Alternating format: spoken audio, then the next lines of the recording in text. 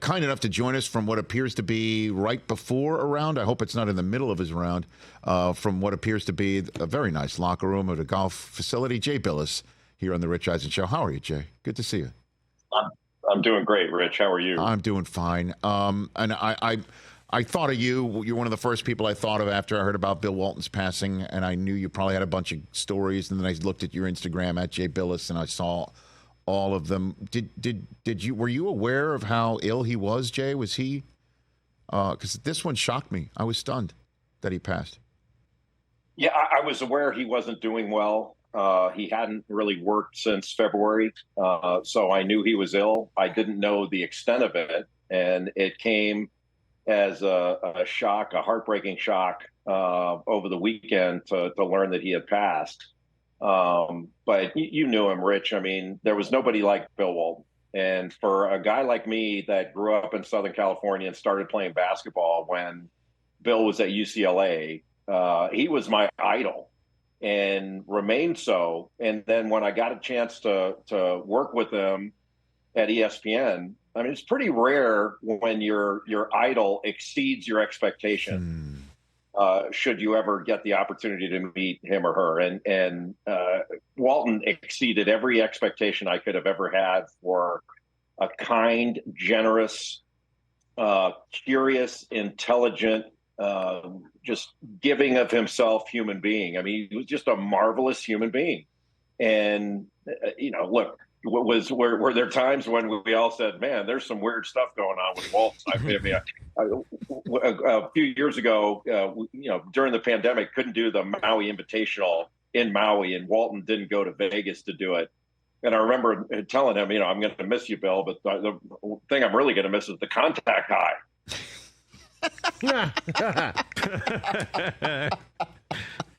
Right? Because he always, was that his line that he would say he would never go low because he's always preferred to be high or something like that? Isn't that one of the lines that he would say, Jay? Well, that's what he said to me in a text message. It was actually a friend of mine named Steve Howard that we went to high school together in Southern California. And Steve's a big Deadhead, so he knew Bill from Dead shows over the last 30-some years. And Steve and I got together and played golf last summer, and we thought, hey, let's send Big Red a video of us, kind of in the golf cart and tell him we're thinking about him. And he texted right back with this thing about, and he called me Jake. He would say, Steve and Jake, my heroes and stuff like that. And he said, Jake talked about going low. I'm more comfortable going high.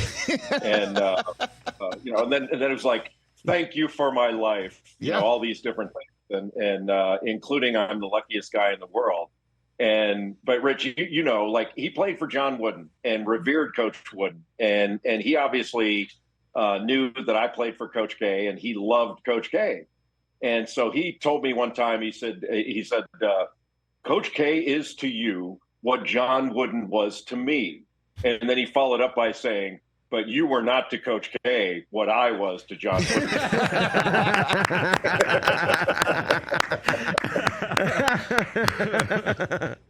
That's awesome. That's amazing. That's so funny. Oh my gosh! And I remarkably, I didn't put two and two together. You grew up in Southern California, and what he means, because I did get a lot of tweets from people about what he meant to Southern California.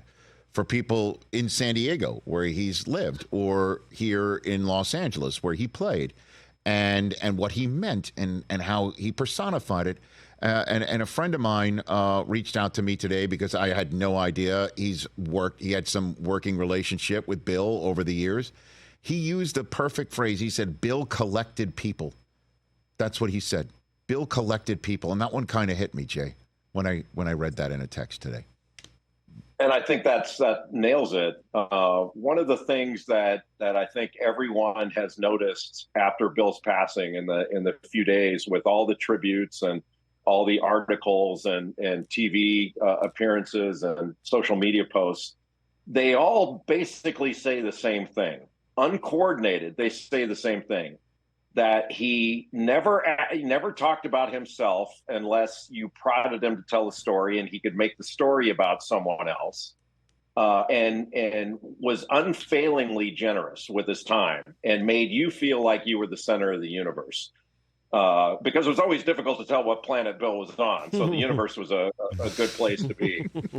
But he remembered everything. He always stopped and talked to strangers. Just this last year, we toured together the burn site in Maui after those horrific fires. And we were the only ones, some of the only ones allowed in there. We were allowed in before the people of Lahaina that had lost their homes. And it was incredibly moving. And there was a cop that had come up to us and didn't know why we were there. And we explained it to him. The cop couldn't have been nicer. But he basically gave us some advice. He said, you guys shouldn't be here. And he says, it's not safe for us to be here. And I'm not sure you should continue to be here. So we heeded that warning. But some of the cops that were there, they wanted their pictures taken with Walton. And he stopped and interacted with them. You would have thought those guys grew up together. He never turned anybody down and always would wrestle a check away from you like he was an MMA fighter, and always paid. But just a generous soul and one of the sweetest human beings I've ever known. You're one of the latest guests that we've had here to speak so eloquently about their personal relationship with him, but also with a basketball background. Don't talk basketball about him ever. Like, the first conversation you have about him is who he was and how he treated, or a funny story here or that moving story there about humanity and his humanity and the humane nature that he approached others. But he was a brilliant basketball player, Jay. He was one of the best of all time, It was him and Kareem as the two best college basketball players of all time, and that remains so to this day.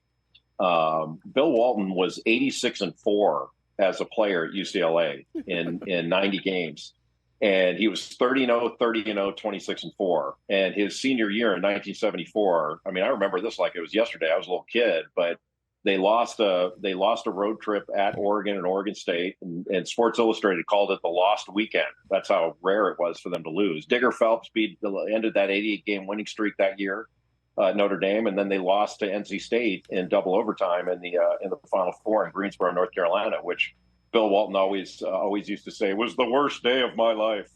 And talked about like it was some horrific failure that he only made it to the Final Four his last year.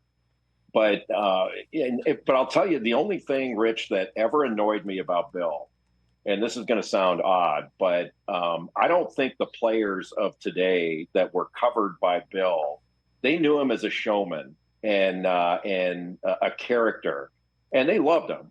But I think his showmanship at times and the fact that he never did talk about himself, I'm not sure the players he covered had any idea that he could kick their ass twice every day and 3 times on Sunday, that how much better he was than any of them could ever hope to be. And I told him that. I go, you never talk about yourself. And that it really annoys me. These guys have no idea how good you were.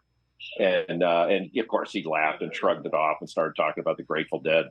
Yeah, no, exactly right. So in the few minutes I have left with you, Jay Bilas here on the Rich Eisen Show, that photograph that my crew, my good guys in the control room put up there, just looking at this here, that photograph of Walton and Wooden, what do you think those guys are talking about today? They might be talking about the one shot that Walton missed in the 73 title game when he went 21-22 and scored 44 points. Nice. Wooden used to rib him about how could you miss that one shot? I used to think you were a good player, that kind of thing. But I'm not sure that any player has revered his coach as much as Walton revered Wooden. And I know they butted heads over things at times, including how long Bill wanted to wear his hair and things like that. But the fact that those two remained close and until Wooden's passing, and Bill spoke so eloquently and reverently, he was always referencing Wooden and his teammates. I think that was true of his time in Portland, in Boston. It was never about Bill. And go back to it, Rich. Like, he made you feel like you were his best friend, and you were the center of the universe. And he always left you with a smile. And I said this to somebody the other day. There are only 2 people in basketball that I've ever felt that way about. that just thinking about them brought a smile to your face, and the idea of seeing them really brought joy to you. And that's Bill Walton and Bill Raftery, the two Bills of basketball, the two kindest, most generous souls you've ever met in your life. And Walton, I mean, I'm getting better with this, but I mean, I was tearing up talking about it on Monday on an appearance I had on SportsCenter, and I didn't mind it, but it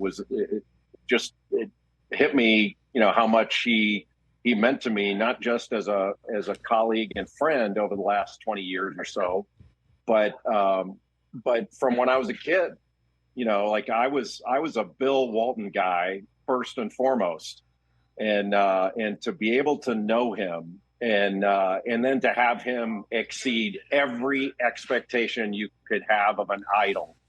What a joy. Yeah.